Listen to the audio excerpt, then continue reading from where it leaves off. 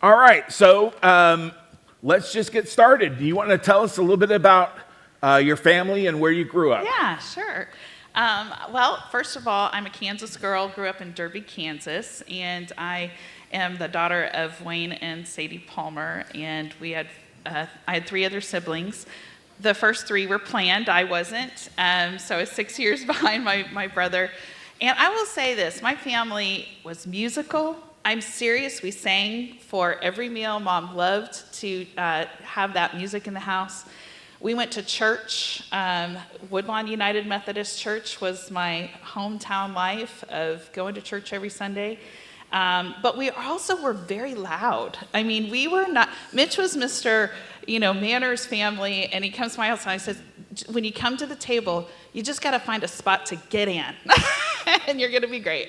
And so I grew up in the same house pretty much my whole life other than the first 18 months, and it's pretty idyllic on 224 Maryland, and we still drive there every once in a while because my family, still a large portion of them live there. Yeah. A working class family. Working class family. My dad was a truck driver, and so I always tell people that's why I drive so well, because I can do the long haul.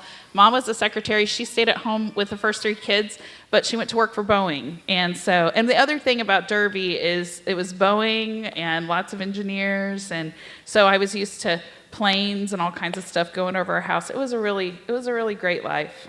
Pool in the backyard, dogs, all that stuff. So when you were growing up, did you think at all about being a mom when you grew up? No. I am a worker. I have had a job since I was 14 years old. The minute I could get my first, W-2 form sent to me, I worked, and I loved kids, but also because I was so young, I was surrounded by kids a lot. My niece and nephew are only about 10 years to 12 years younger than me. So I was that kid that played in the back, climbed the trees, wanted to be a horse, those kinds of things. And it wasn't like this thought in the top of my head, I want to be a mom. I actually saw myself working or actually owning a business or something like that, entrepreneur. Okay. So that kind of leads to your college years. You want to talk about where you went to college and what you studied, stuff like that? Yeah. So in my family, because we were working class, my sister had gone to Friends for a little bit, and I knew about college, but my college life really was sparked by what we call first generation, thoughts. I went to college with friends that were anticipating it, but I didn't know what it meant.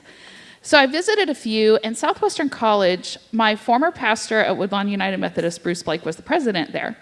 And I will tell you, this is the most important thing. If you are in any position to help a young person, he wrote a personal letter to me on this piece of paper that said, I think this will be the best place for you. And I just felt like, okay, somebody knows who I am. And I had nothing in mind about what college was other than all the 80s movies, and that wasn't giving a good scene. And so I ended up at Southwestern and was a business major, and that's where I got to meet you. We were friends for a few years before we started dating, but we both had music in common. And it was a constant learning experience for me, I will say, because I had to learn the language of college on top of that. I didn't have a lot of help knowing that, but at the same time, a lot of people believing in me. So that's good. Just to brag, you won an award for extemporaneous speaking. It would be for talking a lot. I was in business, Phi Beta Gamma, and I went to the state competition and won against a fellow clubmate, and I went to Washington, D.C. as the representative from Kansas for extemporaneous speech. So, closest you ever made it to the Oval Office. We still have years. That's Could right. happen. Still time. I'd say you're too old to be president. But, well, fourth career. So how about just telling about your early life after college and our time together? Yeah. So you and I, it was really interesting. We had been friends, and then we are a year apart in school, and so I took a job for a year at a orthodontist while we waited for you to graduate. And I'll say a little bit about our wedding weekend. In the same weekend, we had our rehearsal, our wedding. The next day, Mitch graduated valedictorian, and his parents were the baccalaureate speakers. And then we left everybody the mess and went on our honeymoon. But from that point on, your parents were both pastors and had an appointment in Lawrence, and you and I decided to move to Lawrence because, one, you were the one that was thinking about pastorate or being a rock star, either one, and I really was interested in city management or nonprofit work, and so Lawrence was going to be a perfect place for us to move. And while there, I was working for the United Way, and you had gotten a job as a youth director. And I helped a lot, and I really loved the church. I had always grown up in it, and I just was like, I just really think I should go check out seminary. I didn't tell Mitch that. I just called from the United Way and found out they had a weekend. And then after I set up the appointment, this is a pattern in my life. I will jump in first, and then sometimes say, oh, I should have probably talked to Mitch about that. And so I call him up, and I said, I'm going to go visit at St. Paul, and I did, and I felt called, not necessarily to pastorate, but knew I was supposed to go there. And that's kind of how my whole life, just like college, is like, this just seems like that next step, and I just need to trust in that mystery, what it's going to unfold. And a few months later, you jumped in and said, I'm going to go to, if you're going to seminary, I'm going to seminary. And so we both went to St. Paul, and we split your youth director job and actually survived that. For 6 years, we shared that job at Lawrence First United Methodist. And so it wasn't probably till, though, the end that I started to feel, Mitch took a little break to be a writer, and I couldn't. There's something about when God calls you forward, you're just like, okay, I don't know where I'm going, but I know this is what I'm supposed to do. And after being there on my own, I then decided to go ahead and enter in at the process of becoming a pastor. And as a female, that was still back in the day, was a little bit of a challenge because you didn't see a lot. I'd seen some pastors that were female, but there were some things there that I was a little worried about, and I had to really work that a little bit. I often told people, yes, I'm not just going to be, I want to preach. I want to lead congregations, and I felt called to do that. So, and then. Do you want to list some of the churches you served at? Sure. I have served a lot of, my first appointment was at Lenexa, the Lenexa First Church downtown in Old Town. And then you and I went to Manhattan. I was associate pastor there of programming. We had like 7 pastors on staff there. And during that time, which we'll talk about in a little bit, I also didn't have enough on my plate, so I decided I'm going to go for my PhD. So that happened at that time. And then we went to Topeka, and I was at Pleasant Hill United Methodist Church for 5 years, and then was at Bonner Springs for 3 years. And it was during all those years. And I did capital campaigns, all that business degree stuff, and extemporaneous speech came in handy because we helped renovate those places or move them. So, and then it was during that time that I decided to go back to school. You got a letter. I got a letter. I had been in school. Sociology was one of those things I wanted to do, and I really wanted that PhD. I don't know why. Again, I felt called in it, and I got a letter saying, "You've done all this work. Now it's time for you to consider whether or not you want to redo all that work again, or if you want to get your degree." And so you and I had a discussion and moved to that wonderful town of Mulvane, which was where you were appointed, and I was at the conference office for a couple years, but then ended up in school at K-State. K-State, by the way, K-State. So, and your PhD is in sociology. Right. And along the way here, you sort of jumped tracks career-wise. Right. Again, it was one of those mysteries. It was just sitting there in my face like, what am I going to do? And I had been at GTA, so I taught while I was at Manhattan as the associate.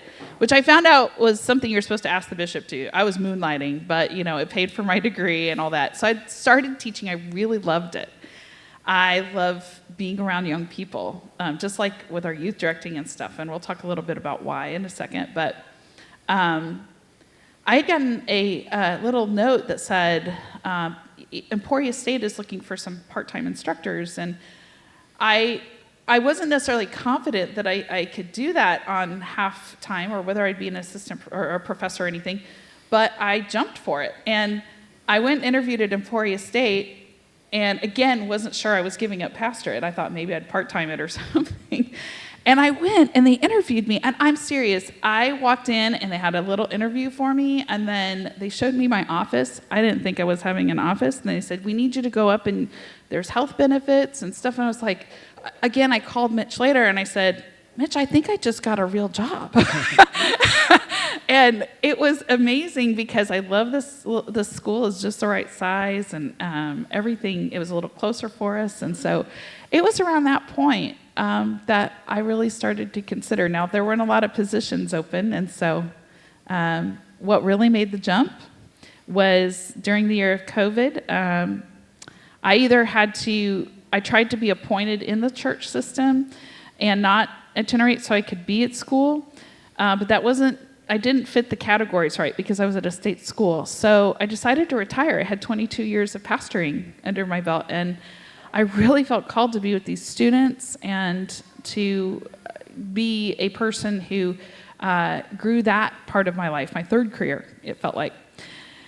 And so an assistant position came open for tenure at Emporia State, which was unheard of. And I remember, again, I was so shocked by it that we were getting close to the line of turning in application, and my colleague said, Jan, are you going to turn in for that? And I was like, you think I can? And they're like, yes. And so I interviewed, and I got it. That's awesome. It was a pretty exciting time. Yeah. And, yeah. So, yeah, you're now Reverend Dr. Jan Todd. You I have lots more of titles than you. And yes. Gosh, we have so much to talk about. We're gonna have go to quick. Move this along. So, one of the reasons I asked Jan to talk isn't just because of her perspective on motherhood and how that's affected her life, but because of what she teaches. Jan teaches family systems and intimate relationships. She is an expert on families, and so I thought it'd be great to have Jan talk a little bit about what you teach. Well, let me first, into saying that, I realized the mothering part later was a certain age group, teenagers to college age, and being a person that could be another advocate for them, many of which are first generation, and come from multiple types of families, identities, genders, understanding of not only being first gen, many in ESU are, their parents are migrant, and it was a world of space where it was like, oh my gosh, that holy mystery of not knowing what to do next and being a person that could help them move that direction was first my call. It was like, I can be their advocate because I can know what that kind of feels like. But then second, when we got to really looking at it, my whole life, I had built off of the Wesleyan model of small groups and creating intimate connections with people to make everybody feel like family. And family is not just this definition that we have that has expectations. We build that. And that was what I got to do, is I get to be with these students, and they taught me about their experiences, their understanding of life, what they want out of families. And what's really interesting, as I've learned about this by being the one who teaches it, I get to also see that I'm not worried about our families in the future. They're just going to look amazing. They're going to look so good. And a lot of them are very interested in being grounded. And sometimes we've created a world where it's very difficult for a lot of young people to get their grounding. And so we actually live a 10 years longer. I often say we put that 10 years on this young group of people. And they're figuring stuff out in a way that has a solidity to it. The divorce rate's down, teenage pregnancy's down. All of these things, that we think of getting worse are actually getting better. And that comes from new definitions of family, and I get to be part of that with them. So we learn family systems, and I learn a ton of systems from these. I've learned this all through my life, that I have had many types of family in my life too. And the main thing is the mothering aspect of me is to say, it's okay as you define, because you're getting to define it. The power is yours to do that. And then we get to build that together. And the most important thing is to trust that God, at the end of that, there's love there. Because every step I took, every little thing I jumped into, was God's love on the other end that was telling me, yep, got you. So I want to brag about Jan a little bit. She's a fantastic teacher. I have told her on more than one occasion that I would gladly take her classes. And to be submissive to her is really hard. So, but she has a great way of teaching. One of the things she does is called Salon, where people just gather and talk about online, but they talk about what they're studying. Yeah, I do this in my in-person classes too, where you level the table to where everybody gets to hear and respect each other. And almost every student I hear, and I remember this about our covenant groups. When we were youth directors, we had 5 covenant groups in a youth group. And one of the things is being heard and listened to and not judged, and just that love of each other growing from that intimacy of small group experience, and talking about the same subject from different aspects. So, so obviously you've been very career driven. As we went along, we didn't have kids. You want to share a little bit about that? It was interesting. I remember the conversation you and I had, which was we also became an advocate for saying we don't have to have kids to love kids and be around for young people. And guess what? Somewhere around 30 years old, everybody was expecting Jan and Mitch Todd to have kids, right? Because we were youth directors and everything. And you and I had this real heart-to-heart and said, we're both pastors. You had been a double PK and moved around a lot, and there are 11 billion. There's 8 billion people at that point. There's probably 7 billion people in the world. We need to make space for other people. And what happened in that is that I then inherited being a pastor as mothering for all ages, including some people are 98 in my office asking some things that were helpful to be that space for them. So when you and I decided that, then it became explaining every time you got this too. When are you having kids? I'm not kidding. It took me till about 50 years of age for people to stop asking me when we were going to have kids. I was like, we do have kids. We just didn't biologically bring them into the world. They're just children of God. So it was a very interesting thing. And I think all of our friends are sometimes a little jealous because we've had art in our house all of our life. Yeah, and there's things no crayon on the walls. Crayons or anything. Yes.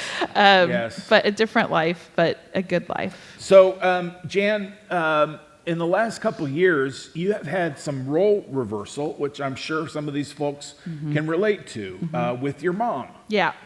And my mom's my parent. She will always be my mom. But what I recognize a lot of times in the responsibility of parents, a lot of times, is that constant care. And my mom's going to be 89. My father passed away a year ago, right when we were moving, literally on the day of that we were moving here. And from that point on, we were thinking about moving Mom back to Derby. And I became her power of attorney. And my sister is too. I say my sister is the one who takes care of a lot of the everyday nursing stuff that I don't know, and I became more the financial person and also loving Mom in, each stage as she ages. But the biggest role reversal, I think, was the constant thing. I mean, all of you who have parented, there's a moment I can tell where I've heard my whole life about once you parent, they're always on your mind. You never stop. And I think about that with my mom a lot. And it's a privilege, and I love being able to help Mom in every way I possibly can. But it definitely is a little bit more of her whole life. She cared for me. She supported me in every single one of those great leaps that I was able to make. And it's a privilege to support her now. That's great. Hi, Sadie, if you're Hi, watching. Mom. Okay, last question is the question I always ask, which is, how has faith played a part in your journey? It's the foundation. I may have had moments of doubt in myself and doubt in what I believed about God, but I never, ever thought over the horizon there wasn't God and Jesus and Christ being there for me. The Holy Spirit really, I think, was this foundational piece. And so I doubted myself a lot, but I laugh because God created this creature that jumps into the deep end and learns to swim. And that's what the scripture is to me, because I think Jesus was telling us, you think I'm so great, but I actually created this ability to be in small groups and large places with each other as a family, and you're going to do greater things. And it's hard for us to believe that sometimes, but my life story is it's panned out every single time, and there's going to be a lot more of those. And so I don't see myself as greater than Jesus, but I do believe what Jesus said is that you're going to do greater things than you think you can. And so for every one of us, that's what I want us to continue to believe, that in our younger generation that's coming up, they're going to do greater things, and you're going to do greater things. All right, let's thank Jan for sharing with us today.